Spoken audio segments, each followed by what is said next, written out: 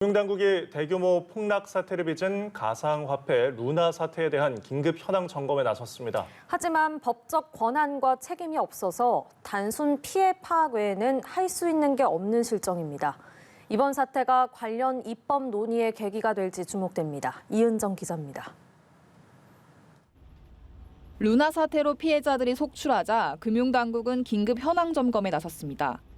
하지만 문제는 피해 규모 같은 단순 사실 파악 외에 딱히 할 일이 없다는 겁니다.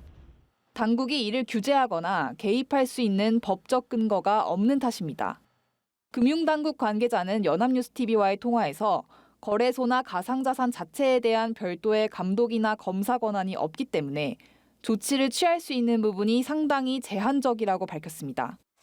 이번 사태를 계기로 윤석열 대통령의 공약사항이었던 디지털 금융자산법 제정이 급물살을 타게 될지 주목되는 이유입니다. 제정안에는 시세 조종이나 작전 등을 통한 부당 수익은 사법 절차를 거쳐 전액 환수하는 등 개미 투자자들이 안심할 수 있는 투자 환경을 만들기 위한 내용이 담길 전망입니다. 저는 770만 가상자산 투자자를 주식 투자자 수준으로 안전하게 보호하고 거래의 불편한 점을 개선해 나가겠습니다. 전문가들은 최소한의 투자자 보호를 위해서는 거래소 등에 대한 감시 감독 권한은 둘 필요가 있다고 조언합니다. 코인 상장에 대한 잘못이 있었을 때 여기에 대한 책임은 누가 지느냐, 여기에 대한 법률적 보완이 필요하지 않나 이렇게 보여집니다.